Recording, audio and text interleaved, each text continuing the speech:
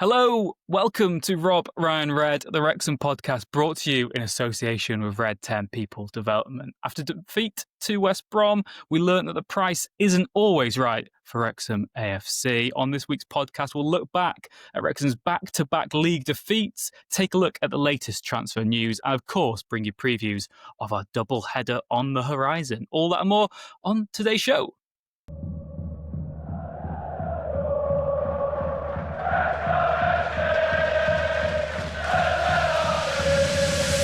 Rob, Ryan, Red.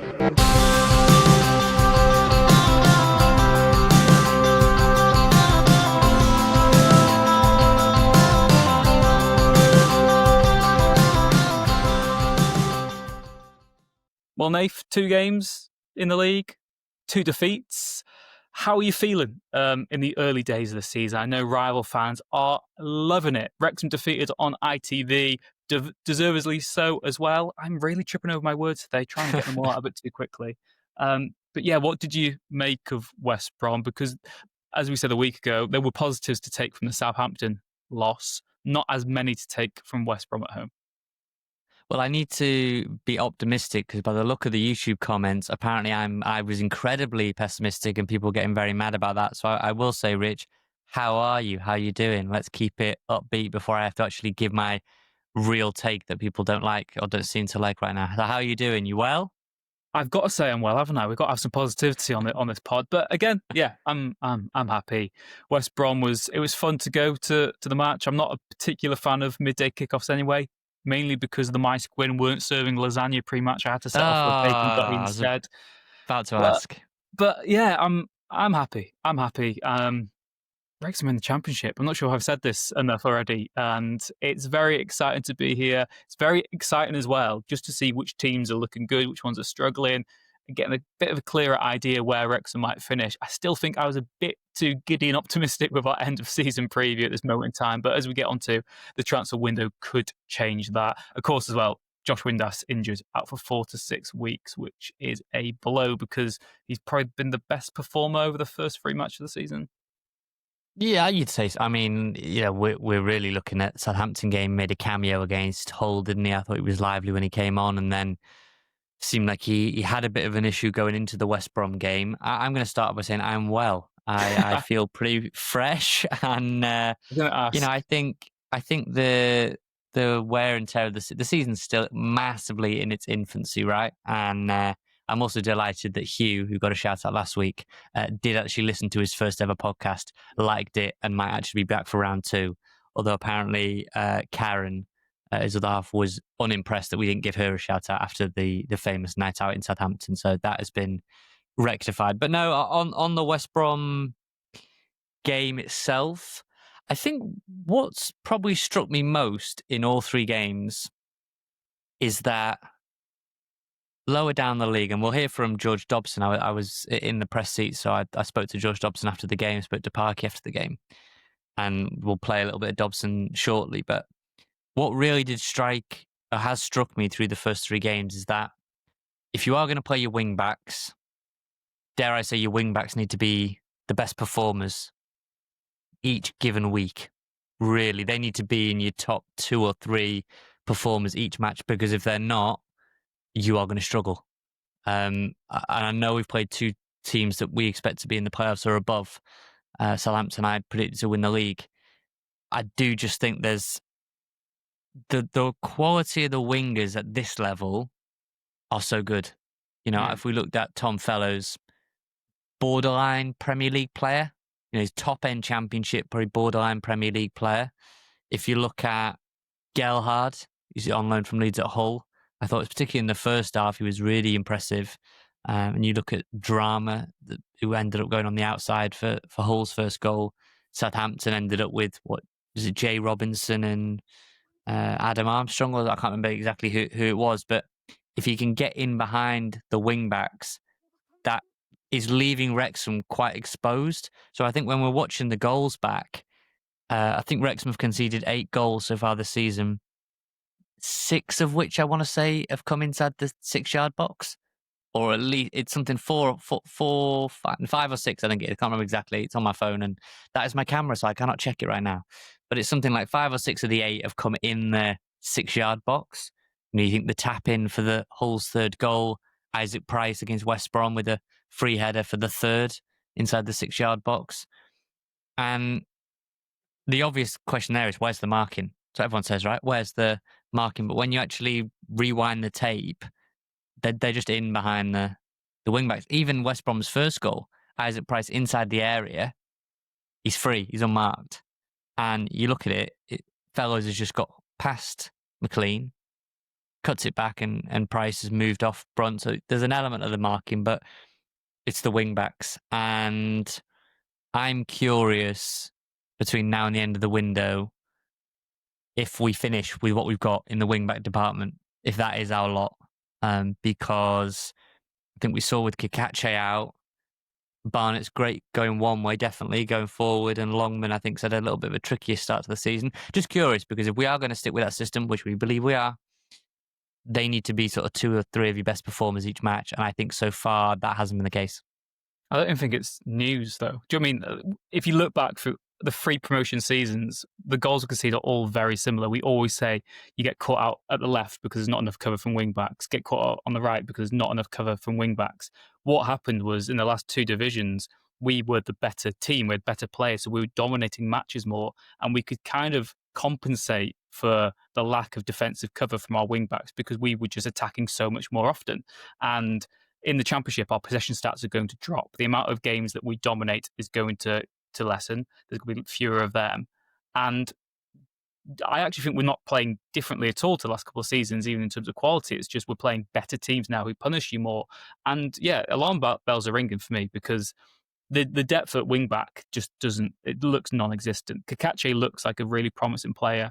McLean, we had doubts about him defensively in League 2, never mind League 1 in the Championship. Same with Barney, who is fantastic at putting balls into the box, a proper sort of old school winger, but he's not a defender whatsoever. And the harsh reality on Ryan Longman is Hull City, who only survived the Championship on the final day last season, binned him off in January so that they could get Gelhardt and Louis Barry, 2 better players.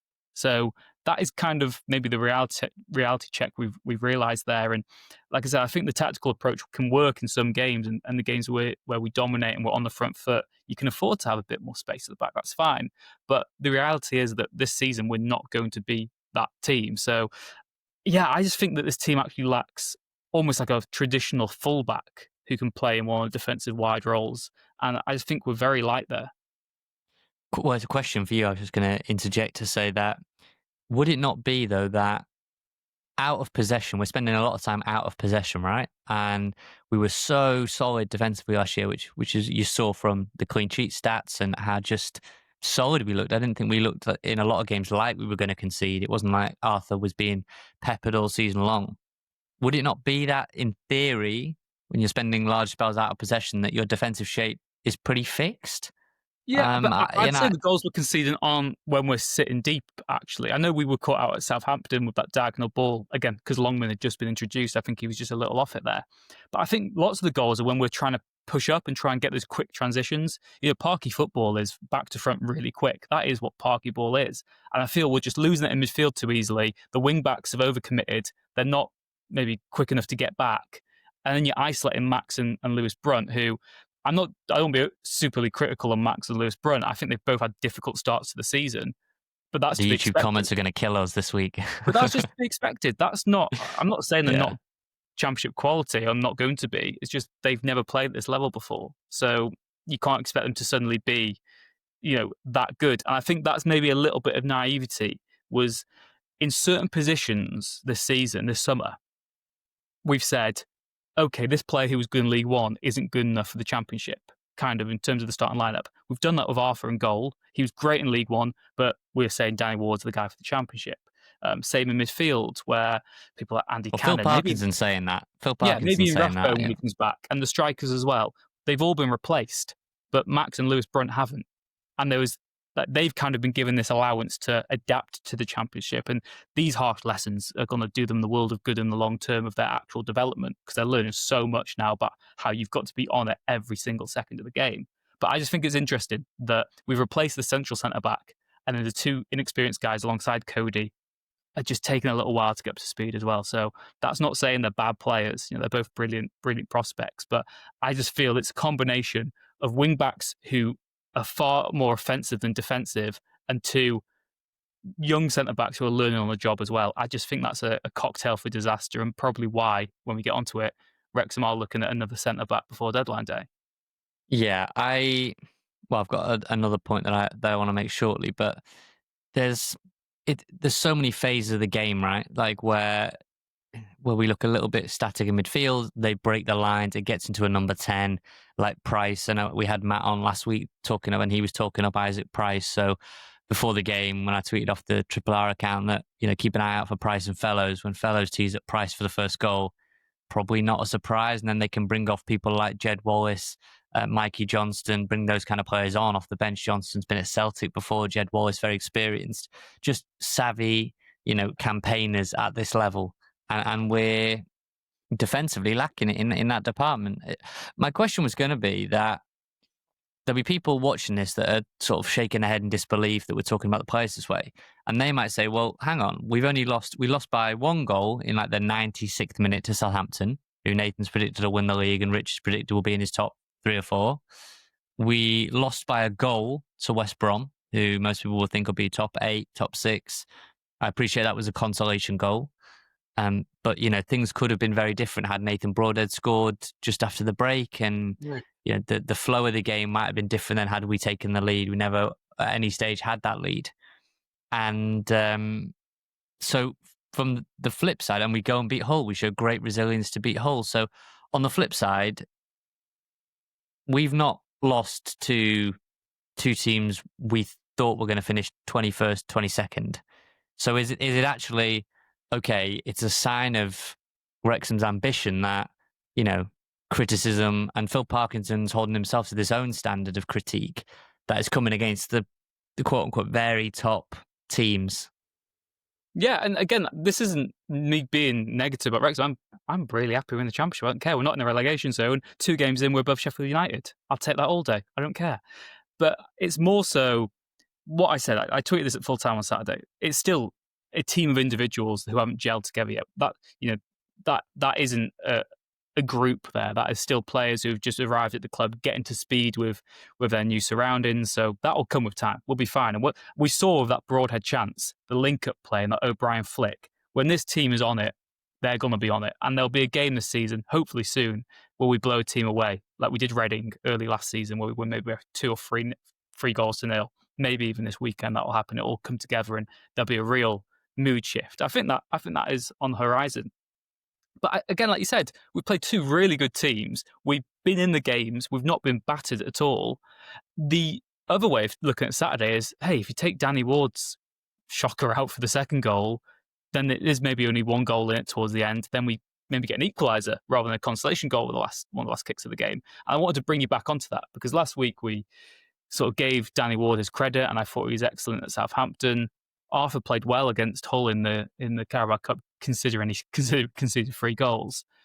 And then Danny Ward, that is just kind of the side of Danny Ward we all knew we would get in. And I still think he gets very little cover from his defence for all the goals, really. And I'm always in 2 minds about criticising a goalkeeper who gets beaten at his near post because it's a bit of a cliche. I do think he should do a lot better with that West Brom goal, but just in general, I think sometimes you can say if it goes in near post, it's bad keeping. It's not always the case. I wouldn't say it in that regard. Do you actually see Danny Ward having serious competition from a conqueror right now after that error, or do you think Parky's got to stick with him? I'll be consistent for what I said, and I wouldn't have put Ward in for Southampton. I wouldn't have played Ward as the number 1. I would have stuck with Okonkwo. He earned that opportunity, I felt, like Max and Brunt earned that opportunity. And if it doesn't work out, and we'll get on to maybe is Lewis Brunt's position now under threat. It looks that way with transfer business that's being done. You've got to get the opportunity to lose it, I feel like. And I don't feel that Arthur should have come out the team, personally. That's just me. Phil Parkinson did. He's the manager. He picked Danny Ward for the first game of the season as his number 1. That is a statement. Arthur was relegated to being the cup keeper. There's no rotation. I think you said last week, rotation doesn't exist in goalkeepers. It's, you're my guy. you're not the guy right now. And if you play really poorly, then you'll be the guy. It's not a position that you chop and change. So I would be surprised if after 2 league matches, Danny Ward is axed as the Wrexham number one.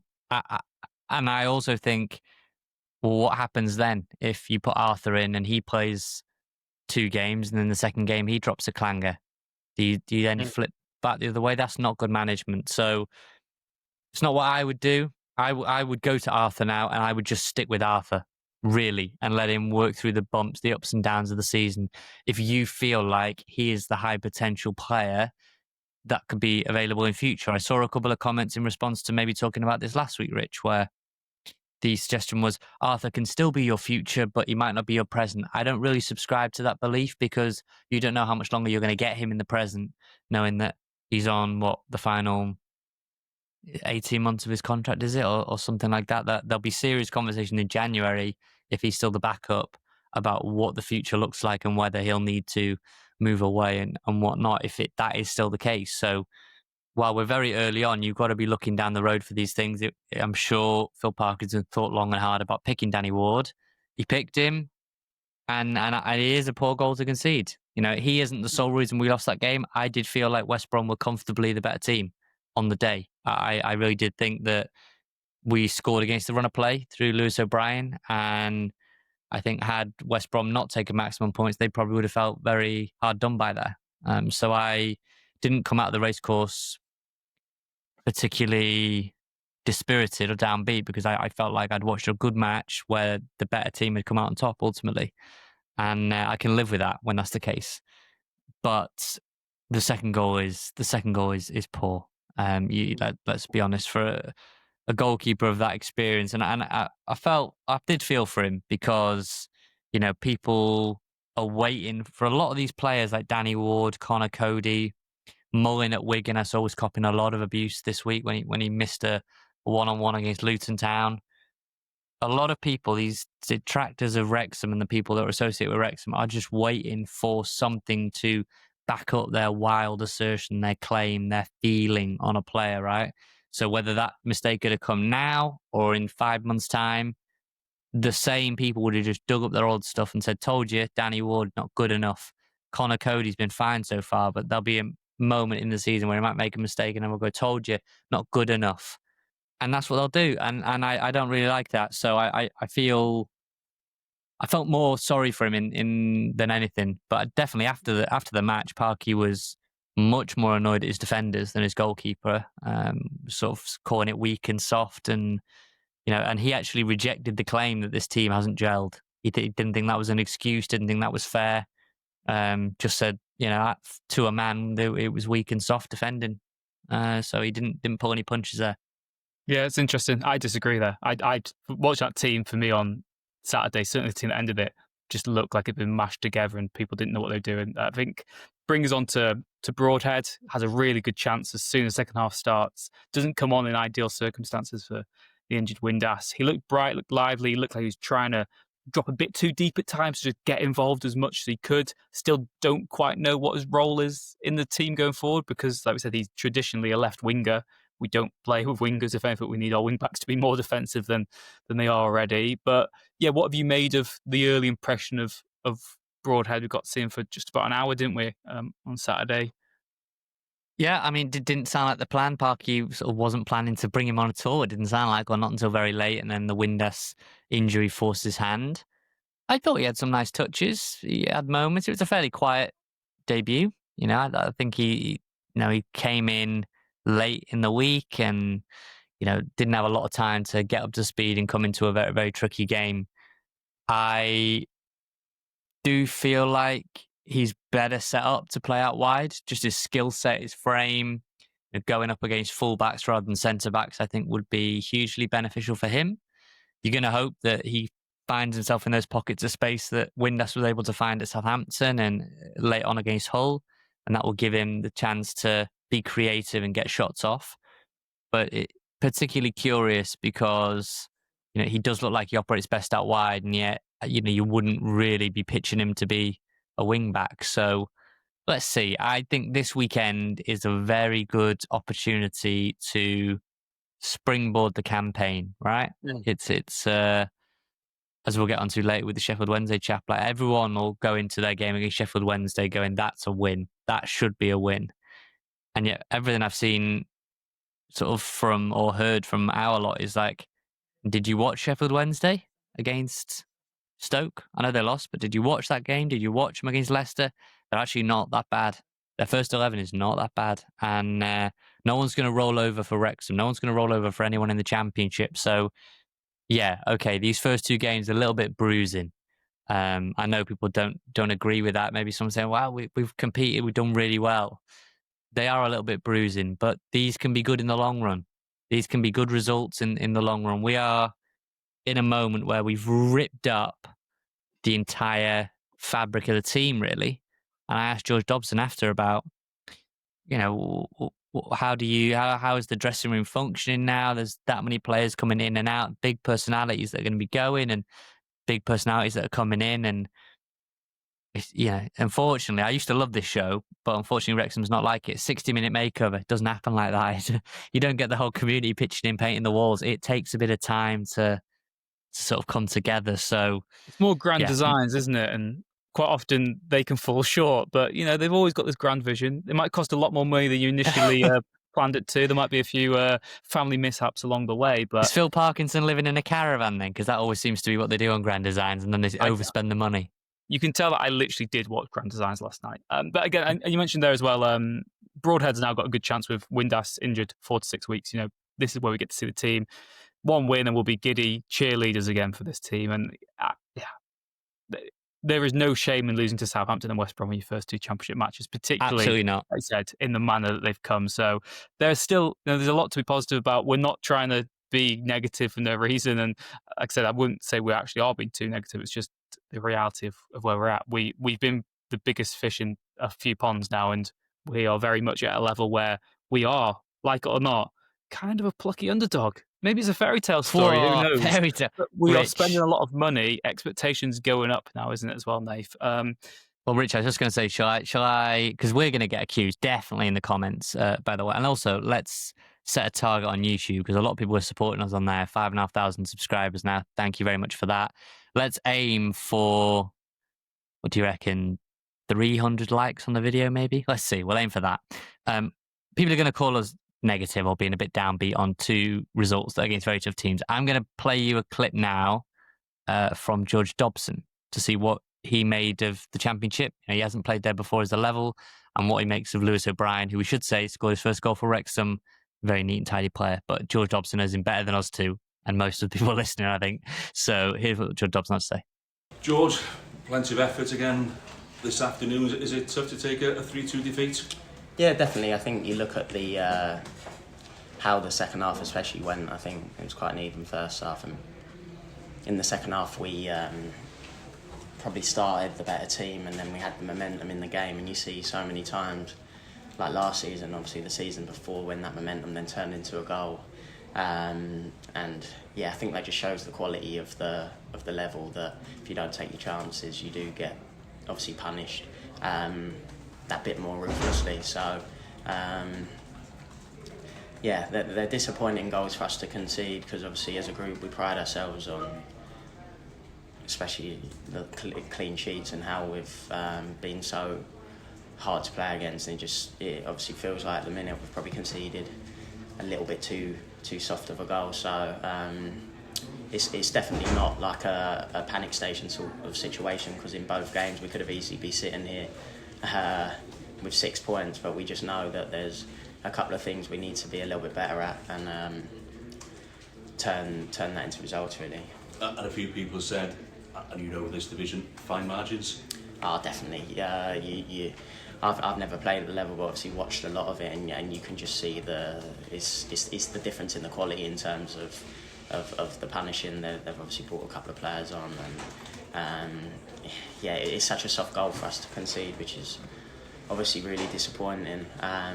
Like what I said, but yeah, it's definitely cliche as it sounds, the fine margins of being punished. You can tell any sort of mistake or not doing your job quite right seems to get punished. You might get away with it last year or the years before, but you seem to really get punished at this level.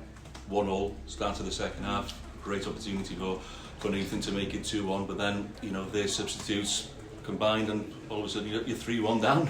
Yeah, you even look at just the, in terms of the balance in the second half, it felt like we were starting to sustain attacks in their half and we're switching the play well, and like momentum was building. It didn't feel like they was getting in top of the game. Obviously at times they had possession like all teams do, but it felt like it was just such a tight game, and them small margins are the difference, and we've got to make sure we turn them in our favour and make sure them small margins become for us to start taking the 3 points. I'm finding for me, what Wrexham shows certainly this game, you will create chances, and you've proven you can score goals in the Championship. Yeah, definitely. I'm not sure how many shots we had, but we definitely would have been in double digits, and I feel like we look like scoring. We've just got to get our solid base back of the clean sheets and not conceding too many chances, and I'm sure the results will turn because the character of the group's so strong, and it's a great learning curve for us, and one we've just got to know next Saturday we come out and put the same level of effort and endeavour in, but just that little bit more defensive now, so I'd say, to get ourselves the win. I suppose you just say you've had a hard start to the season against Southampton and West Brom, but at the level you're at, every game's going to be tough, isn't it? No,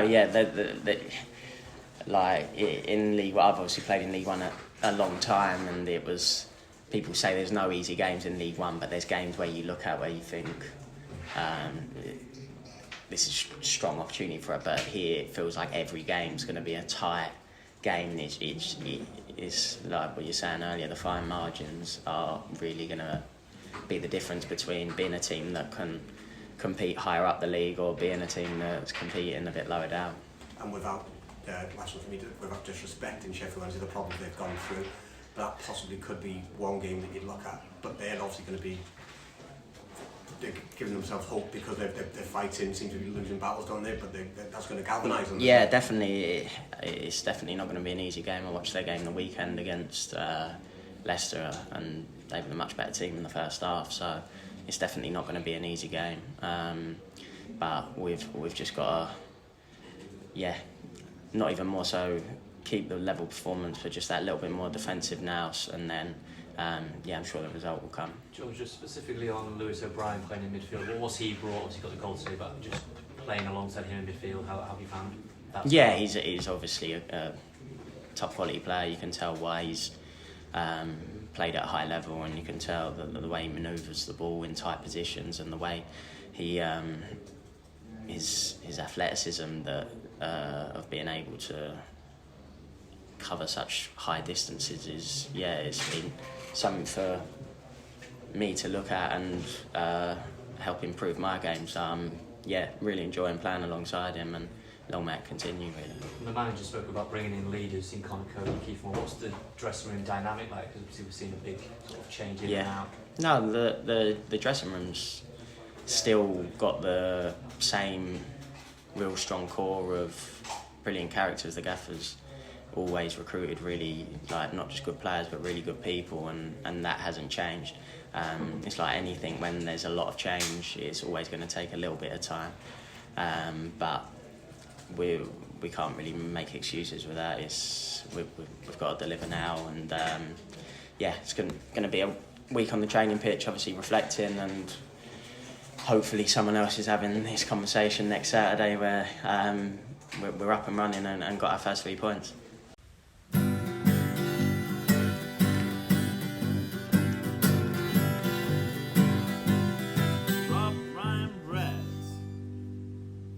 So, Rich, as he said, you don't get chances to cover up your mistakes in the Championship.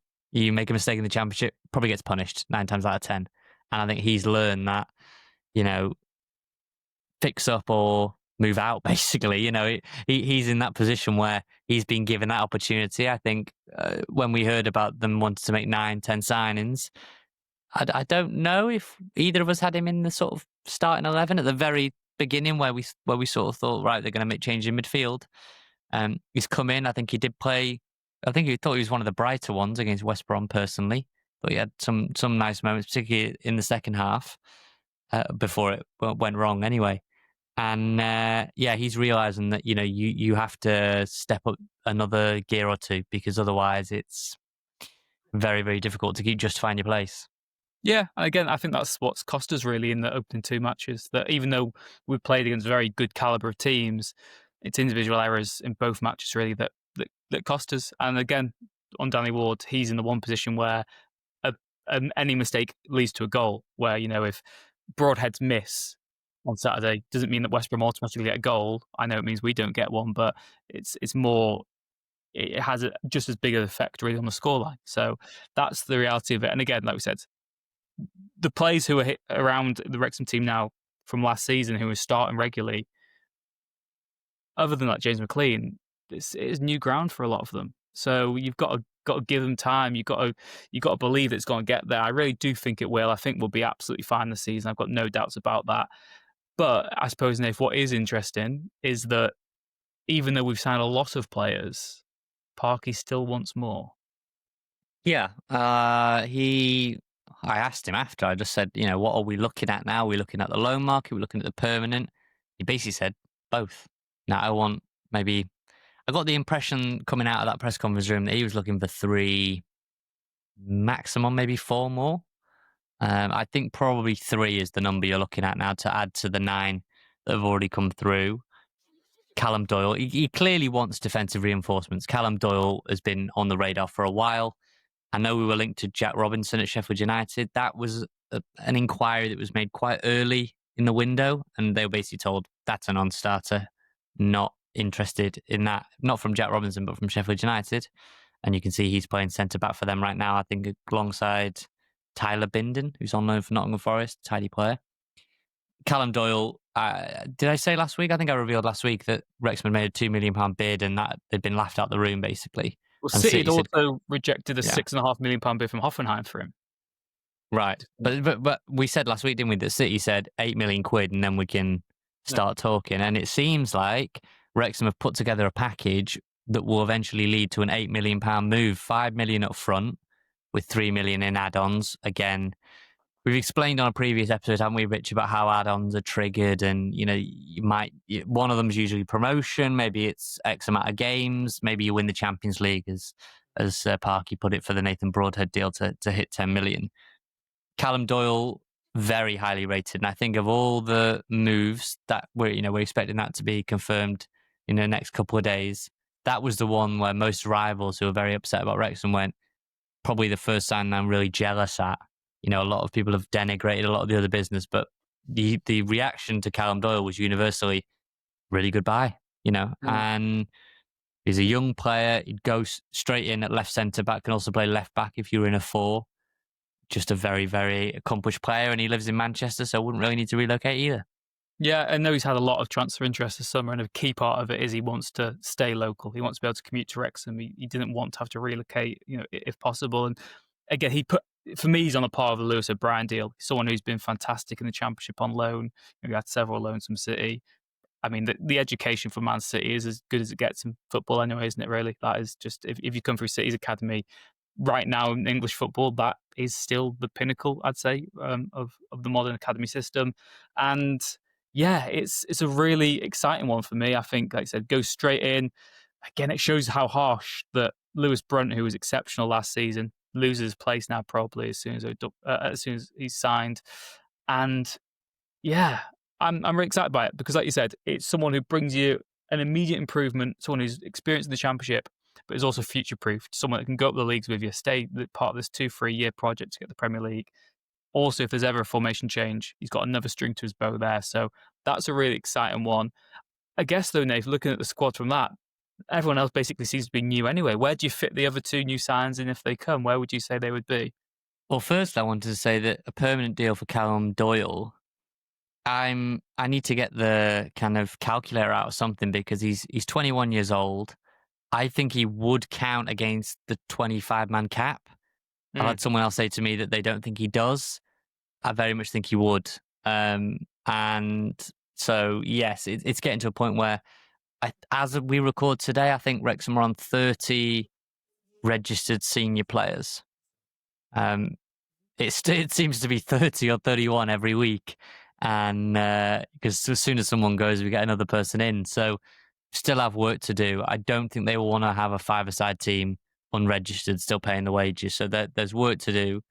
As for the other signings, I think a defensive midfielder would be very much a necessity. I think Matty James played well against Southampton.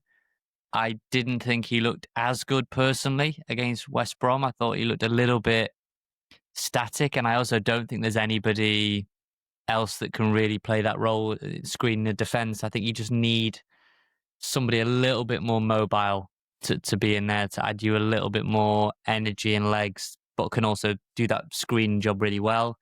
I would look at Doyle, I would look at a defensive midfielder, and I would look at a right wing back. They would be the three positions I would look at. I think the rest probably got enough to go with. I'm not massively enamoured with the amount of goals I think we've got in our striker room, really. I think there's a lot of players there that could maybe get you 5, but not many who could get you 15 in the Championship. But at this point in the window, I think a right wing back, a defensive midfielder, and a centre back, just to solidify things, I think would be a big boost. What about you? You disagree with that, or you agree with that? No, it sounds really crass, this, because, like you said, I definitely think we need improvement at wing back, guaranteed. I actually don't think we need another centre mid right now, just because I know Ollie Rathbone is such a gem of a player when he comes back and he's fit in there. I think you can have Dobson, Rathbone, O'Brien, or you can have and James. Thomason, if we forget. Yeah, so I don't think you need a centre mid. Like you said there, though, it's really greedy. And just a word of note here, if Wrexham sign Doyle, which is expected to happen, it puts us as the biggest spending Championship team this summer. So Phil Parkey can't come out after another defeat to Southampton and say, boo-hoo, we've got no money. I know that was legitimate in terms of what we had on the bench that day, but the expectation, you're not these plucky underdogs if you are the highest spending Championship team anymore. I don't think you are this summer, which we will be. But I still, like you said, I still just don't see someone who's scoring over 10 goals in that Wrexham team. Was that in your hot take? Was that in your kind of like hot take amnesty where you asked people for? Did we ever read any of those out? We did. We get some of those. We couldn't get some of those actually sorted for you now. But yeah, I just genuinely don't see someone who's scoring 10 plus goals for Wrexham this season in the league. The 10 plus goals for me would probably be Windass, who's on penalties when he's fit. And Kieffer will probably get just thereabouts, I reckon. Got 5 last season, didn't he, for Sheffield United? They got 92 points. But again, when we signed Ollie Palmer, people were saying he didn't score goals. In Wrexham system, he did score goals. So I think it's very different in that regard. I just think, like I said, just the impression I got, I didn't get any more one-on-one time with him or anything like that. The impression I got was Parky wants to firm things up, solidify at the back and build out going forward. Because realistically, you've got Nathan Broadhead, who was joint top scorer when Ipswich won promotion to the Premier League, 13 goals. Kieffer Moore is a complete handful. The challenges that are going in on him are frankly a joke. The amount that it takes. I mean, he needs to suffer GBH to get a foul. There was one early on in the game, right in front of me. I'm looking down from the press bench. I mean, we'd all love to give Big Kieffer a hug. I understand that, but some of your opposition players, it's a joke, mate. It's also at the point where last season when Sam Smith was going down and he was getting like hammered, I thought, like elbows into the back, shoved to the ground. He wasn't getting penalties at all for anything. And I sort of feel like genuinely for Kieffer to win a penalty, I dread to think what it would take in terms of contact wise, just because he's a big guy. His body is going through the absolute bruiser and he's so integral to the way we play. So I hope whatever happens going forward, whoever's playing off him can kind of take some of the attention away or something, because he's getting grappled and sparred like a UFC fighter. Yeah, I think anyone who's ever watched Kieffer play for Wales will know it's exactly the same, where he gets no free kicks given against him, and he's always committing fouls just for jumping for the ball because he's taller than everyone else, and he has elbows, and apparently that's a bookable offence. But yeah, that reminds me that quickly, with any sort of American listeners watching back. I love the NBA, as people know, any long-time listeners, and there was a point where Shaquille O'Neal was like, I think they called him the Big Diesel. Someone will correct me if that's wrong, but when he was at his absolute peak, MVP, just was unguardable, and he would be being fouled left and right. But like, it got to a point where no one knew how to officiate the game because he was just getting fouled. Like, how he was so big that, was he committing a foul every time someone bounced off him? I don't know. They couldn't really work it out, right? And well, I'm not saying Kieffer Moore is MVP prime Shaquille O'Neal at this point in his career.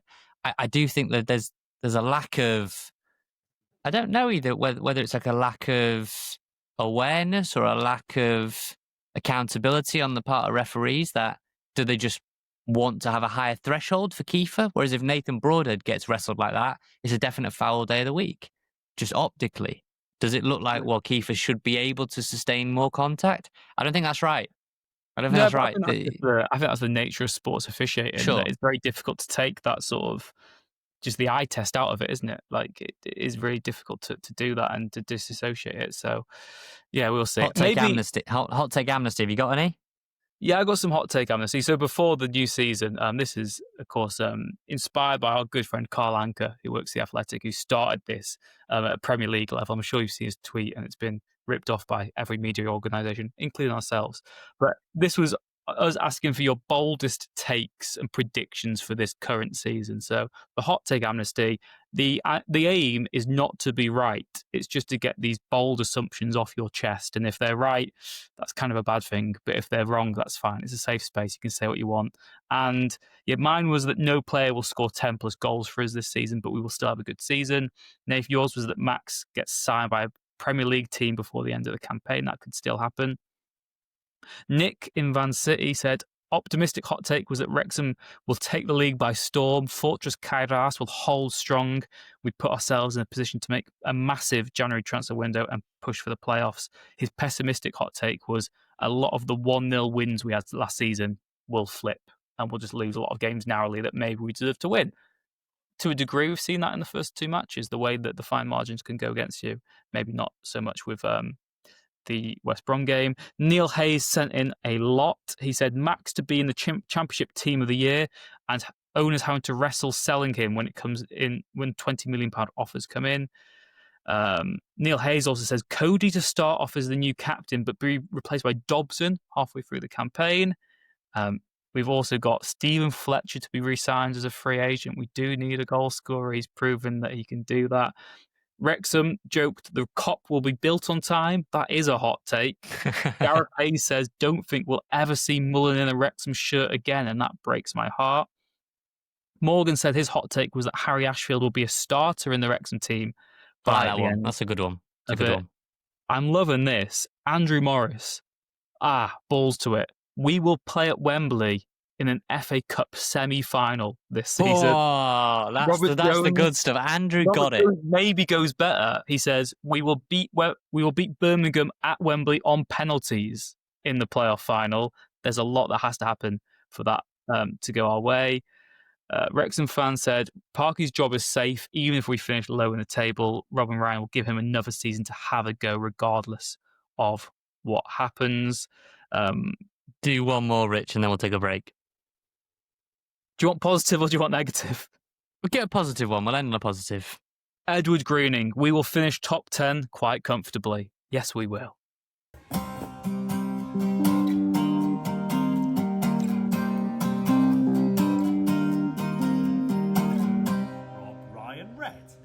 Okay, Rich, very quickly before we get on to two previews, you mentioned you wouldn't sign a midfielder if you were calling the shots, but according to L'Équipe, French newspaper L'Équipe, on Wednesday when we record this, Wrexham are one of two Championship teams pursuing a move for Welsh international Jordan James, who, according to L'Équipe, is available for €5 million, so what, 4.5 million? That seems cheap for Jordan James, but look, Rennes seem to be moving in a different direction. It looked like at one stage he was going to be on a loan with an obligation to buy in Italy with Parma. You wouldn't sign a midfielder, but Jordan James on the radar. What do you do? It's a very difficult one, and managers always love to say this. Sometimes unique opportunities present themselves, and particularly in the last few weeks of the transfer window. It's also worth noting here, the European transfer window closes on Monday, the 1st of September. So that's when Wrexham have got to sign players from other clubs. You can still sign free agents after that, but if you want to buy a player from a club, sell to another European club, 1st of September, that is the deadline. And quite often, these deals present themselves now in the last sort of week and a half of the window. Players that previously weren't attainable become available. Jordan James would have been, I would rather have signed him than maybe any other player we've signed this summer. So that's hypocritical because he'd be a fantastic addition to this Wrexham team. I think he's excellent. But I just don't think we need that right now, which is really perverse. Like in terms of his individual talent, of course he'd come and he'd start. I think it'd be a great addition to the side. But I just wonder, would that money be better off spent elsewhere in the squad? Do you get a bigger return on your investment if you're buying a top right wing back or you're buying another striker? That's my only dilemma at this moment in time. I just think midfield is so overstacked, and we haven't seen Cannon, we've not seen Rathbone, we've not seen Thomason. But to use your own theory and thought against you, which is always a fun thing to do, you said he would be the player you were most excited about, the signing that would be the best signing, basically, of the summer. So therefore, of course, you would sign him, right? He'd go straight into the team. He'd be the quality, him and O'Brien. All right, that sucks because I want to see Cannon play. We want to see Rathbone play. We want to see Matty James play and Dobson.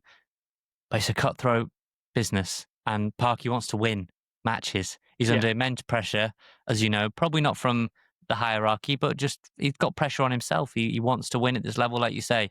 We're spending big, 8 million total package on Callum Doyle. We expect that to go through, and if it's another nearly 5 million on Jordan James, and it's 2 million on Kieffer Moore, and it's 2 million on Connor Cody, and it's 8.5 on or 7.5 on Broadhead that could go up to 10, and it's decent wages on Windass signing on fee, and it's 3 rising to 5 on O'Brien, and Thomason's 1.2 million, and he can't 700,000 on Hardy. Yes, he spent a lot, but if he can get better players in unique market opportunities, you said it before, and also I quickly want to say, because we are going to have to get onto the previews, Jack Marriott, someone that started last season like a house on fire, scored our goal of the season against Wickham. He now looks like he's Reading's priority target to go and play there. Ollie Palmer, surplus to requirements. One of those weird ones where I think in terms of Palmer, McLean, Marriott, off the top of my head, weird contract renewal times. I understand rewarding them and maybe giving them a bit more security, longevity, but just kind of felt a little needless that they wouldn't all get better offers anyway from what Wrexham would give them. So I do think that's one little area where I've not been too impressed in, sort of in terms of some of the contract renewal situations just seem a bit needless. And I think as well, just the way the transfer window evolves, I'm not going to be poo-pooing if Jordan James signs. I think it's a brilliant signing. I really do. I think it comes straight into the lineup. But again, it just begs the question why you've signed other players maybe, and why other players have been given new deals if they can be out of contract this easily. And it was all well and good in the lower leagues, but you're now paying people really big money just to be reserves and not even matchday squads. And there'll come a point where that sort of free spending will have to stop to a degree just because of the financial regulations that are so well documented. I know we've got some saleable assets. We bring a lot in terms of commercial and stuff, revenue like that. But it's just lumbering yourself with some sort of unnecessary deals, I feel like, that aren't ideal, really. But yeah, Jordan James is a really, really one for me. Midfield stitches everything together. That's what I've seen. Watching a lot of championship matches, you need a goal scorer. If you want to get out of the league, you need a top goal scorer. And that's, for us, maybe that's next summer. Maybe that's that second step. But midfield, that stitches it all together. You see what O'Brien can do. We haven't yet seen what Rathbone can do at the level. You've seen what Jordan James can do previously. So what would your midfield be then if James signs? James, O'Brien. Not James. Jordan James. So I would have 2 James, I'm thinking then. Jordan James, Lewis O'Brien. as the kind of 2 8s, would it be? Would you think? I still would go for the 2 10s off Kieffer, but yeah, maybe James and O'Brien, maybe. Double James James lob to James. I don't know. That's probably something like that. But and that means that Windass or yeah. Broadhead's on the bench. Oh, I don't know. Do you know what I mean? It's fascinating. I just don't really. It's kind of like me on Football Manager or FIFA when I'm buying players. I'm not thinking about how they're actually going to fit in, and I've had to make some new wacky formation that's got 3 left wing backs or something. To be honest, on the train to Southampton, a bit peek behind the curtain here, and then I'll get on to Southampton. The Sheffield Wednesday preview, I promise. On the train to Southampton, Rich brought a console that I've never seen the console before. It was like a computer, just a mobile. It was like a laptop. I don't know what it was. He brought that along, and I think Rich would need a 12-month window open because it took him so long to decide on what players he wanted. And he also just didn't really bother to negotiate. He just was quite happy to pay the money. He had so much money in his transfer kitty. So I dread to think what you'd be like in a boardroom negotiating for players. You'd probably just pay it. Yeah, just fine. Pay it. Yeah, whatever. On The Apprentice. So, Sheffield Wednesday. Sheffield Wednesday this weekend. And again, to bring us kind of full circle, we're bemoaning so much about on the pitch, but you look at Sheffield Wednesday, they're a reminder how blessed and lucky we are anyway. Chance Series, an absolute disgrace. And, our thoughts go out to every Sheffield Wednesday fan, out there. It's horrible. We've been in a similar situation ourselves. We've come out the other side, and maybe that is the light at the end of the tunnel for Wednesday fans, because they are a massive, massive club being ran to the ground by a careless, just horrible owner. And, it puts into perspective all our issues are on the pitch issues. We're complaining that we're spending too much money and buying too many players. And you've got players there at Sheffield Wednesday who aren't getting paid, staff members not getting paid. It's just an absolute mess of a situation there. But in terms of an actual footballing opponent on Nath, very interesting oppositions to have, because we've seen this both sides in the past throughout the leagues we've been in. And sometimes the teams with all the turmoil and trouble can have the most fight in them. And that was maybe us in non-league at times, wasn't it? That despite everything off the pitch, we gave it a bloody good go. And Sheffield Wednesday almost have nothing to lose going into every game because everyone's written them off already. Wrexham need a win. Sheffield Wednesday at home. Yeah, with the preview I did with the Wednesday week with Stevie, I think I spoke about in there. Hopefully I did anyway. Hopefully I didn't actually, I should say, because I was bigging up the goalkeeper and how I thought their goalkeeper, Piers Charles, is the most important piece for them. And it sounds like he's injured and they actually don't have a goalkeeper currently, a senior goalkeeper for the weekend. So it really does underline. Honestly, I think if I was a Sheffield Wednesday fan that had dared listen to this, I would use any swear word possible in the comments and say you are a Wrexham fan as well. Well, I mean, we'll get that anyway. But I'm saying if I was a Sheffield Wednesday fan, I would say you guys are, complaining about the taste of caviar, where we are just scraping any crumb off our shoe and hoping it can make a sandwich. It's awful what's going on there. And I called with Stevie from the Wednesday week. He can speak to it much better than I can. But I will say before we start, they are doing a black and amber, black and yellow protest this weekend. That's what everyone's going to wear. So I would say if you have that gold kit from last season, that is a good way to sort of stand in solidarity with the Sheffield Wednesday fans. We know what it feels like to have an unscrupulous owner. So let's, be the kind of football family is the cliche. But here is what Stevie had to tell me about the Wednesday game and what's going on off the pitch there at Hillsborough. So it doesn't feel 2 minutes ago that we just signed Josh Windass. We got the Wednesday week lads on to tell us how great of a player he is, and he's injured and won't play against Sheffield Wednesday. That is the football gods not shining down on us for once, and we are very fortunate. We're about to go on to why Sheffield Wednesday are incredibly unfortunate as a fan base. So I've got Stevie on from the Wednesday week, who reliably informs me that, much like me, he is a waffler. So this could go on for our normal 10 minutes, or it could go on for a lot longer. Stevie, firstly, before we get into the actual drama, how are you feeling about the Championship, football being back? How do you feel? It's been the strangest pre-season that I think any Sheffield Wednesday fan of a certain age will have felt or gone through in a hell of a long time because of the unrest that we've felt since the end of last season. We knew it was going to be bad. We didn't think it was going to be as bad as it has been. So in many ways, it was actually quite nice to get football back, so we could stop talking about what we call on our podcast the timeline of terror. It was just bad news followed by worse news, followed by the absolute worst news, and we got to sort of the 10th of August, ready to play Leicester, and it was nice to be ready to go and play some football. We didn't have a pre-season, so we couldn't have a look at any new signings. We couldn't have a look at anything in terms of what the squad would look like or the style of play under a new manager, albeit one that had already been there.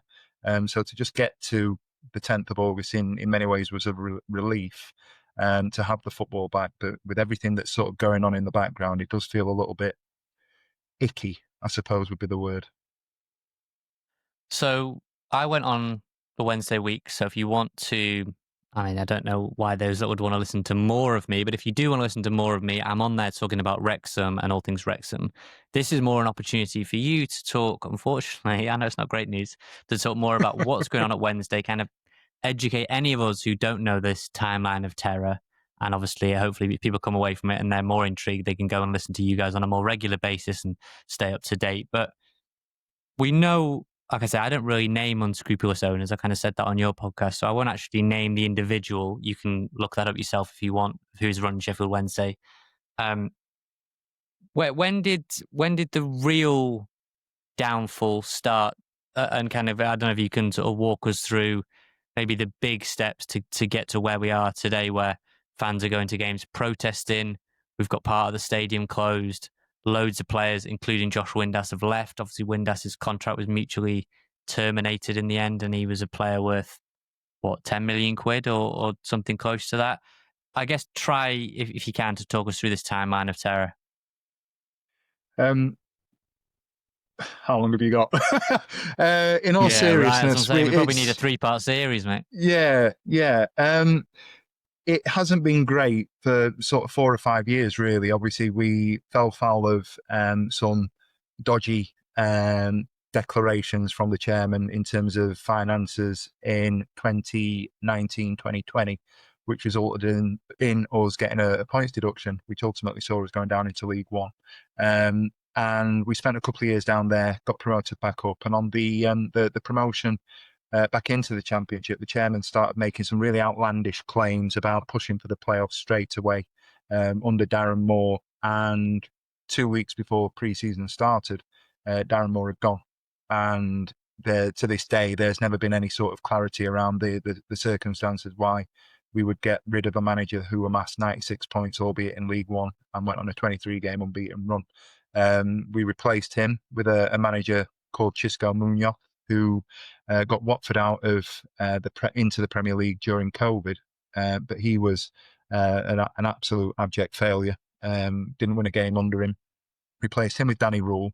We never really sort of understood how we managed to get a manager of such pedigree, given that he had previously been with Bayern Munich, Southampton, the German national team, worked under Hansi Flick, and he changed the absolute culture of the club. We brought in Chris Powell, we brought in Sasha Lenzer. The backroom staff were made up of sort of people that had been on the staff at Manchester United, at Arsenal, internationally renowned coaches. Fast forward to sort of November, December time of last year, 2024, so the middle of last season, it was apparent that there was some sort of acrimony between chairman and manager. I believe that the manager was asking for things that the chairman wasn't willing to give him, and they had a bit of a falling out that sort of became relatively public in the sort of the Sheffield Wednesday sphere, if you like, and didn't speak to each other till the end of the January transfer window. The chairman is known for making outlandish claims at fans forums, asking the fans to support his sort of the payment of tax bills and things like that by funding him, which, you know, being a man from Thailand may have lost a little bit in translation, but obviously got the backs of the supporters up. And it just became really apparent that we were running out of money. Fast forward again to sort of March. There was no payment of the players for the month of March, and that was a concern. It was the second time it had happened under his watch. We managed to pay April's, and then didn't pay the next 3 months, May, June, and July. Whilst all that was going on, we've got people that are working behind the scenes, and we can talk about football players earning a decent wage, but it was affecting, the staff at the club, in the club shop, working in the canteens, working behind the scenes, working in the admin areas. They went 3 months without getting paid, and the chairman has sort of disappeared. Now, to exacerbate the issue, for those that don't know, the chairman is now valuing our club at anywhere between 100 and 120 million pounds. We are not a 120 million pound club, and if anybody does a sort of a deep dive into the finances, you start to see that things are adding up, which is again added to the acrimony. He's wanting more for the club than the club's worth, and we're not seeing anything for it. And then on top of all of that, we are paying the highest fees in terms of gates. We're paying more on the gate than any other team in the Championship. Our season tickets are the most expensive season tickets in the league, and our shirts are currently being retailed at a cost of £70. Well, I keep asking myself this, and I ask myself this a lot about sort of terrible sports owners. What is he getting out of it other than just seeing a proud football club's fan base suffer? I don't get. From the Morecambe side of things, there was suggestions and allegations of, personal financial situation, and that being sort of resolved if Morecambe went to the wall. Obviously, they've managed to kind of get a takeover approved by the National League now. They've got a new manager. It's not out of the woods, but things are looking up a bit there. In your situation with your chairman, I don't see any positive he's getting out of it other than, he's arguably the most hated owner in sports right now. You can't say anything for certain because there's very little in terms of a paper trail. There's very little in terms of him coming out and publicly talking about the reasons why he wants so much for the club. But the general feel is that he's amassed a lot of debt. He's borrowed a lot of money on top of more money. And in order to satisfy the debtors that he has, he needs to charge or to ask for the amount of money that he is to sell the club. He is losing, an estimation would be he's probably losing about £500,000 a month. We are, if not more. The ground is sort of falling to rack and ruin. You alluded to the North Stand. That has actually just been passed in terms of getting a safety notice. So we were on the North on Saturday. However, there is going to be a lot of sort of very expensive work that needs to be done to make sure that that is compliant with league regulations at the end of next season, based on what we've been advised from the council and the club. He just can't afford to sell for any less than he can, than he wants, and that's the issue that we have. And I do believe that if he could get out tomorrow, he would. That he's going to be out of pocket and still earn a lot of money, and that's the problem.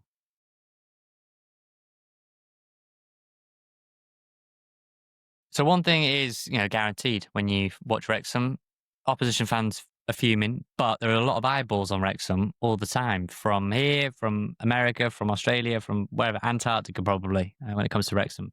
So it is another good opportunity for a protest. I've seen a little bit online, we're speaking on Tuesday, Saturday's the game. Seen a little bit online about Wednesday fans maybe figuring out what they want to do in terms of a protest. Do you think fans will protest during the Wrexham game? I guess a couple of part question. Do you think they will? If so, how could Wrexham fans maybe help facilitate that and join in? And secondly, will that become a theme throughout the whole season? Do you think you'll be sort of protesting basically until the chairman packs up and goes? Well, the last part of that question is the easiest one to answer at the moment. There will be sort of some form of protestation or, boycotting of Sheffield Wednesday until the chairman goes, which is a story for a podcast within itself. The feeling on Saturday is that, with respect, the racecourse ground isn't the biggest stadium, and we've been given an allocation of around about, I can't remember if it's 1,400 or 1,900 tickets that have sold out really quickly. The feeling from the people that are organising the protests is that they are going to be encouraging our themed protest of wearing black and yellow. So I expect to see a lot of black and yellow shirts. There won't be many replica shirts on Saturday down at the ground. You'll hear a lot of noise, a lot of chanting. We are good-natured fans, and we will travel in good number, and we'll make a lot of noise for you. But there's no sort of official protest that has been planned for Saturday. The next one that's been scheduled is the week after. If there's any support that Wrexham could give us, it'd be just sort of standing in solidarity with us, endorsing everything that we're saying and that we're doing. As I said, we are a good-natured bunch, and we travel in good numbers with good voice. And being from Yorkshire, we pride ourselves on having that sort of Yorkshire pride and sort of good-natured sort of spirit when it comes to talking about all things football. So yeah, nothing in terms of major disruption this weekend, but expect to see a lot of black and yellow, a lot of chanting, a lot of acrimony towards the chairman. What's if this is a kind of very naive question, I guess, what's the idea behind the black and yellow? It's just the trust itself is they've taken those colours to be the theme, and we've got a retro shirt that is from the Premier League era of 93, 94. It was probably still the Premiership back in those days, which has been adopted as the sort of the unofficial shirt of the protest. There are a couple of sort of satellite groups that have adapted that shirt design. The Armed Forces Owls, for example, designed a shirt a couple of years ago that was of a similar design that sort of carried their emblem and their badges. So it seems to be the one that has been picked up, and people are wearing it in number, and they're getting it from retro sites. We've got a couple of mates that are, sort of doing little bits on official and unofficial shirts to make them look a little bit more legit. But yeah, it's a nice looking shirt, if nothing else, and we're wearing it with pride at the moment. Good on you. And like I say, I think Wrexham fans will very much do their best. And like I say on your podcast, that anyone who does give you stick doesn't understand our own history. So 99.9% will be absolutely there with you. There's always that small group, and I hope that doesn't exist at the weekend. And I hope it's just good-natured, good banter between the fan bases. You are very close. Like you say, it's not the biggest ground in the world, especially with only three stands right now. On the pitch then, because we could probably chat for 3, 4, 5 days about what's going on off it, never mind hours or minutes. On the pitch, how are you looking? Because I watched you against Leicester and I was pleasantly surprised, if that's like a not patronising way to say that you were a lot better than I thought. So on the pitch, what kind of players have you got? Because we've seen all the ones that have gone, including Windass that's come to us, Patton that's gone to MK Dons and others. What have you got? Who should we look out for? What you see is what you get, because we've come into it with literally a squad of 14 first teamers. Nathaniel Chalabar scored our opening goal of the season and then promptly fell apart like the biscuit-legged man that he is, and he didn't make half time. So we're down in number there. We've got a couple that are struggling or have been struggling with sort of lack of fitness and so forth, trying to get them back up to speed because we haven't really had a pre-season. So there's not a lot of room for manoeuvre in terms of changes that we'll make. We will start, the side that we can start. And there's very little movement in that. We've got a centre forward that we paid £3 million for a year ago that didn't score any league goals last year. And it's whether or not he comes back in, having scored in the League Cup last week. But that's literally the only change that we could possibly make. We've got the Northern Ireland goalkeeper in goal, Piers Charles. He's only 20. Looks a little bit small in stature for a goalkeeper in 2025, but he's come through the system at Manchester City, was an academy product there, and has worked in our academy for the last 3-4 years, and he's absolutely phenomenal. He's far too good for us and this league in general, and we'll be playing top level football either on these shores or abroad in the next 3-4 years. It's just a case of whether or not we can hold on to him for the time being to try and get us up and out of this plight and sort of turn a little bit of a profit on him if possible. We'll play 3 at the back, Dominic Iorfa, Gabriel Otigbeo and Max Lowe, who has Premier League experience. And then we've got Jan Valery, who was at Southampton sort of 4 or 5 years ago on the right-hand side as a wing-back, and Liam Palmer, will play left wing back, despite the fact that he's a right back, because we've got nobody that can play left wing back. Middle of the park will be a 2/3. Barry Bannon, captain, stalwart of the club, has signed on significantly reduced terms to stay at the club when there was interest from other championship sort of teams to sort of take him further up the division, if you like. He's an absolute legend in our eyes at the moment. If anything happens on the pitch sort of going forwards, it will probably come through him on Saturday. If not him, a Swedish midfielder called Svante Ingolson. And then we've got Jamal Lowe and either Bailey Cadamartri or EK Ugbo up front. And I think that's about it. That's where we are at the moment. I think I'll probably only name... Oh, I did only name 10. I'm forgetting the young lad, Sean Passeri, who replaced Nathaniel Jalabar in the middle of the park as well. Very small. Was on loan at Carlisle last year. Academy product, probably a little bit too light for us at the moment, but needs must, and he's going in there in the middle of the park because we can only play what we've got, unfortunately. In terms of what we're doing on the pitch, we do just about have enough to be competitive on our day. But if anything happens to that starting 11 when the legs start to go, there's not really a plan B for us. So let's see where we are. Well, I mean, that almost, I think you could say that every week and everyone will think, well, surely you've got to beat Sheffield Wednesday. And I spoke to George Dobson after, and he was like, we need to stop saying it's just Sheffield Wednesday, because that team you've named there, it isn't half bad. Like, if you just, in isolation, if you say that's the team, and you stripped away the drama and everything that's gone off it, like, that's not a bad 11, right? So I think the problem for the weekend is we played Southampton, and probably most people thought we'd get beat. Played West Brom, they're solid. You know, they're going to be a good team. Probably expected to get beat, maybe get a draw. The problem is everyone expects to beat Sheffield Wednesday this season, right? Like, everyone just expects that we've got to beat Sheffield Wednesday. I know you have lost 2 from 2, like us, but you know, you were well in that Leicester game for the most part. The Stoke game, I don't know, maybe Stoke were a bit better than I thought, and that was your first game at Hillsborough, wasn't it, of the league game of the season? And I don't know how that went. I mean, how did that go for you, that game? If you look at the stats, I know it sounds crazy because we lost 3-0. It wasn't a 3-0 defeat on the pitch, and on paper, we had more of the ball, we had more shots, their keeper made more saves. Victor Johansson was the goalkeeper of the week in the Championship team of the week, and you know, he won 3-0. So that sort of tells you everything that you need to know. We passed the ball better than they did. We were more accurate, unfortunately, and there were whistle protests at the kickoff, which were a little bit distracting before we knew it, we were 1-0 down.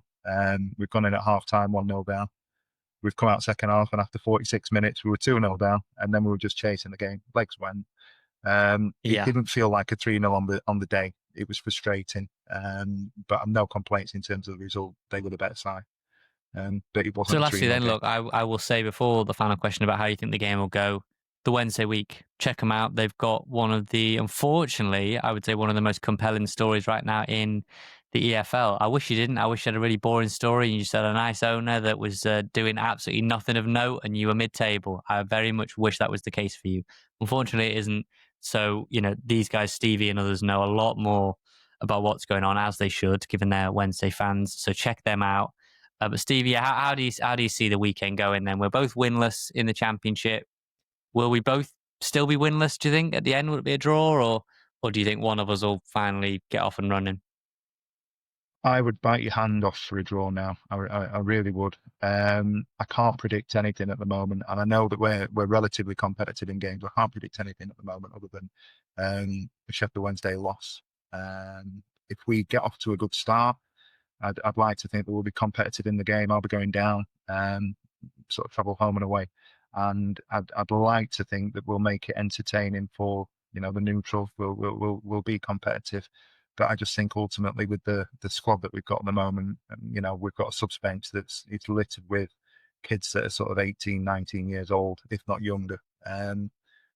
Our legs will go, and I just think, you know, if you can sort of be in the game sort of 60, 70 minutes, I expect you to sort of pull away from us sort of into the second half. So I could see you winning sort of 2-3-1. So, yeah, Rich, he's not too optimistic. He is going. He goes home and away. Got a gajillion loyalty points. So you know, I've got so much respect for fans in that direst of moments, still going and backing the team. And you know, they were saying, look, they need a win. We need a win. They'll be really well backed. Hopefully, you know, we can get an atmosphere going. I know for them, there's a lot more important things going on off the pitch, but it's an opportunity for both. I think both will be sniffing a chance to catapult the start of their season with a win. Oh, yeah. And at this stage of the season, you know, I don't really look at the table too much, but 3 points makes a huge difference because of how few points everyone's on anyway. And just to get that first win under your belt, that is it's just such a relief mentally to know, right, we're here, we can compete. And I think from Wrexham, that'll do us the world of good. Once we've got that first win and a first sort of complete performance as well, and we play really well, and it's like, we belong here. I think that will give us that validation we need. I think chins will be lifted again, and, you know, we can get back onto being much more positive about the season. But until it happens, it's difficult to a degree. And yeah, it's a fascinating match. And, you know, in the nicest possible way, if you want to say Wrexham will pick up 3 points in the game this season, you'd have to say it would be Sheffield Wednesday at home. You've got to, in terms of what it actually represents. So this is the test, really. We've said, look, there were positives in the Southampton game. There were positives in the West Brom game. We lost to two really good teams that we probably shouldn't be beaten, you know, in all due respects with what we just come from. Sheffield Wednesday we should. And that's what makes this weekend so harrowing as a long-term Wrexham fan, because we really should be winning it.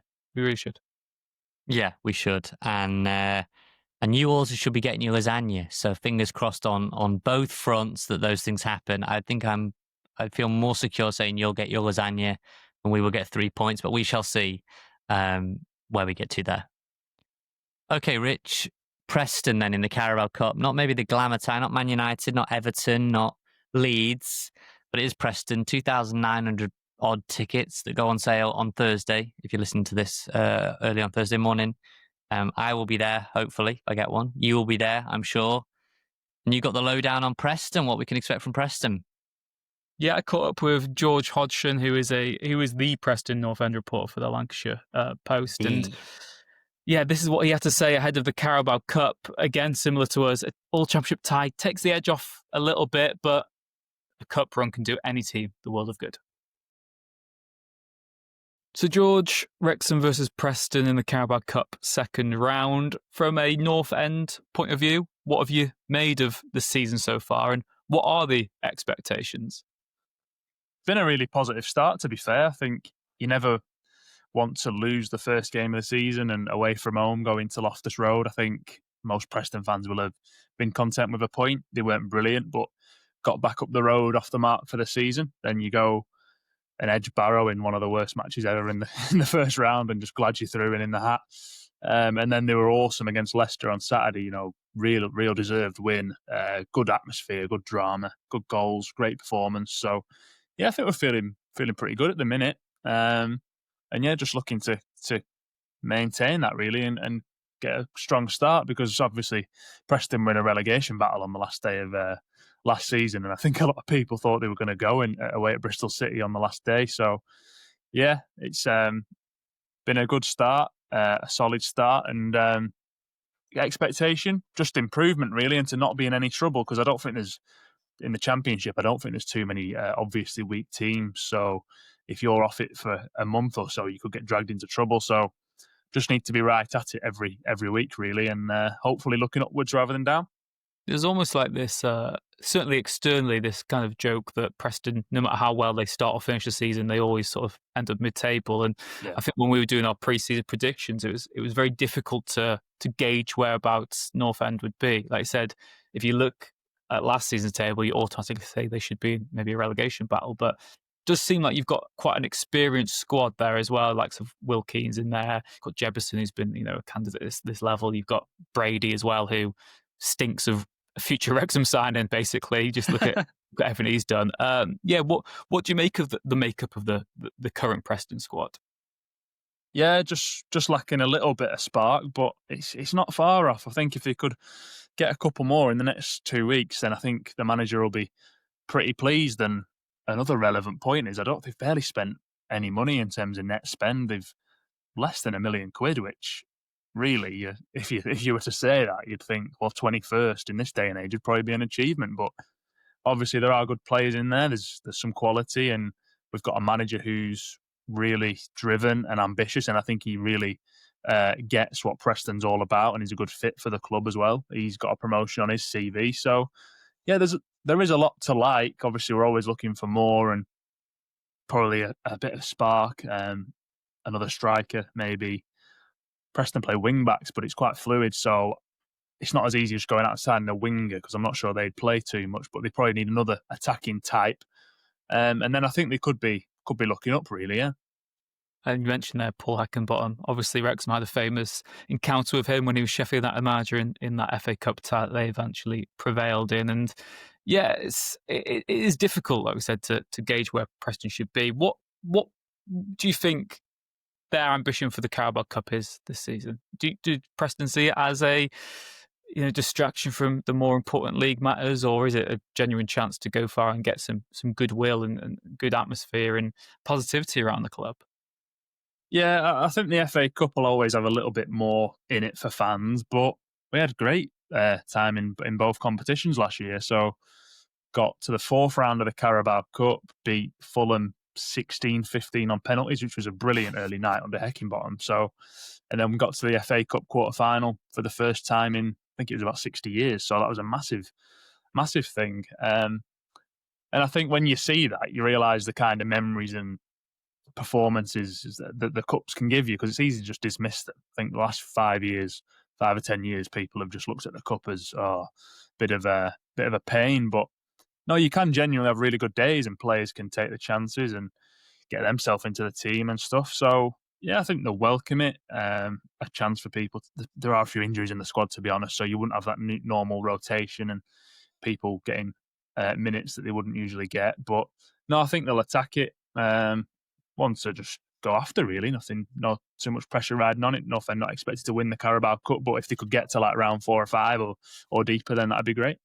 What do you think the sort of Preston perspective is of drawing Wrexham? We said when we did your podcast that, if we were still a League 1 or League 2 team, there might be a bit more of a glamour about it, but we are the same division now.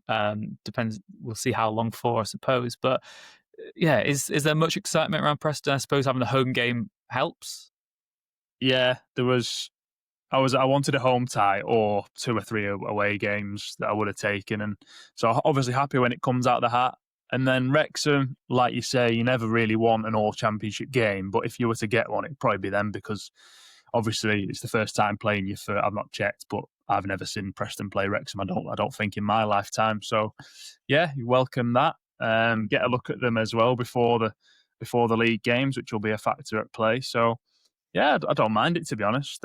It's certainly more interesting than Stoke or Derby at home. Just be a dead atmosphere and stuff. So yeah, I think it should be a good game, to be honest. Hopefully a bit of entertainment, some goals, and yeah, football under the lights at Deepdale is absolutely cracking. So I'm sure the Wrexham fans will enjoy the trip over, hopefully. Yeah, especially in these late summer nights, they can sometimes be the more fun and laid back atmospheres go into games as well, where fans don't really care too much what happens. How have sort of Carabao Cup games been supported at Deepdale in recent years? Obviously, for some teams, like we said, that they can be a bit of a non-event, and it's difficult to get excited for them. Again, I think that does depend on the opponents that you have. But how have Preston fans taken to the Carabao Cup in recent years? Yeah, the attendances haven't been great, to be fair, unless you get a big dog like Arsenal was sold out. But for instance, we played Sunderland in round 1, and obviously massive club Sunderland. Don't think they brought too many, and yeah, I think it was sub 10,000 really on that night. And Fulham was the same. Not like, I think all the games are on telly worthy, so it kills it really. Having said that, the atmosphere against Fulham, despite the low attendance, was fantastic, because you've got diehard fans and people who really care, and obviously it helps when it goes to a penalty shootout and you're winning that kind of fashion. But yeah, I don't think it'll be an impressive attendance, but that's not to say it won't be a decent atmosphere. I'm sure the fans listening to this are very excited for the game now. We're really giving it the big sell, aren't we? In terms of danger men then, like you mentioned, with injuries, you might not be able to rotate as much as you'd like to, but who do you think Wrexham would need to watch out for if they're playing against Preston next week? Yeah, you mentioned Jebison before. I think he's still going to be injured, and Will Keane, to be honest. So Heckingbottom's only really got Militanos Majic and Michael Smith, who are both handfuls, to be fair, in different ways. Smith's a nuisance. He's really experienced. When the ball goes up to him, from what I've seen so far, he wins the duel every time. So, yeah, have to keep an eye on him. Majic just knows where the net is. If he gets a chance, it tends to go in. And then Alfie Devine's come in on loan from Tottenham, and he looks a talent. Really excited to see him this year. We've got an option to buy him, but I think it's way beyond anything North End could afford. So probably just a case of enjoying him for 12 months. Preston have had some fantastic loans in the last few seasons, so hopefully he can be another one. Add something a little bit different behind the strikers, and works extremely hard from what I've seen so far. So the fans will take to him. And then Thierry Small, who we'll have seen a bit of at Charlton last year. Difficult opening day at QPR, but was absolutely fantastic against Leicester because they gave him loads of space, and that's just trouble because he just loves athleticism up and down that flank. He created the goal. So, yeah, he's one we're looking at as could be an asset for the club because I think it's vital to bring those young lads in it and sell them on for money. So, yeah, they're probably the four that have caught the eye so far. But there's a few others like Iverson, if he starts in net, makes big saves, and a fire at the back could be another one of those that you sell on for money. So, yeah. Yeah, Michael Smith, someone that Phil Parkinson pursued for a long time as Wrexham manager, but never got the go-ahead to go with. So it would be very Wrexham, I suppose, if he was to get the winner for you on Tuesday night. I just want to touch upon that. I wasn't thinking about it too much, but you mentioned the loan market, and obviously my background, Alvaro Fernandez there from Man United in recent years, and Preston, like you said, have always seemed to get good loan players in. It's something that Wrexham have maybe been criticised for during this journey. Parky likes to bring in players that he will benefit from in the long term. He doesn't want to develop another team's players. The most notable one was Okonkwo, loaned him for a season from Arsenal, and then we bought him ourselves. But you've been, a veteran of the Championship. You know that for a lot of teams, a couple of good loan players can really elevate you to a playoff candidate team. I suppose, do you think from your own sort of external Championship head, do you think the loan market is kind of make or break for a lot of teams at this level?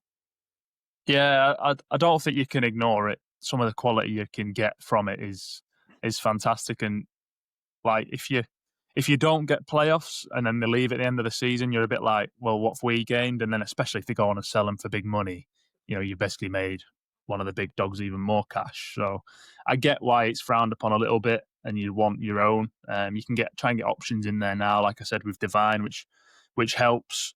But no, I think ultimately, for a club like Preston, you can get higher quality players and that you just wouldn't be able to have in your team otherwise. And to be honest, they're all brilliant characters, and the way they work for the team, you never really feel like they're just there for themselves. So North End have done well in that regard. Kane Kessler-Hayden was Player of the Year last season. I just think it's important to, alongside that, be doing those deals that you mentioned Parkinson wants as well. If you're all in on the loan market, then you're just not bringing any money in from sales yourself. So I think North End will be trying to get through maybe 2 or 3 this summer, which is, if you like, half your teams are on loan, then I think that's a little bit of a concern. But some of our most memorable players from the last decade have been on loan, and I think fans really enjoy them for that year while they've got them, and then you keep an eye on them when they go on to bigger and better things. Like seeing Fernandez unveiled at Madrid this year was... His highlights were on the presentation at Real Madrid, and the commentator at North End was having his commentary played, and that was really cool. So, yeah. You can't ignore it. It's massive in the Championship. Never fall in love with a lone player. Exactly. Next week, then, Preston, Wrexham, Carabao Cup second round. What is your prediction, George? You can't surely be predicting a home defeat. No, you went for a Wrexham win, didn't you? So I'll go for, it's going to go to penalties, I reckon. Maybe 1-1 or something, maybe 2-2, and then North End to triumph. It'll probably Jack Walton in there actually instead of Daniel Iverson. But yeah, hopefully an entertaining, dramatic night. We don't want to go too deep there with a low attendance and absolutely rancid affair. So hopefully something to get us on the edge of our seat. If that's not solid to you, I don't know what will. Wrexham versus Preston next week. Thank you, George, for joining us. Thanks, Rich.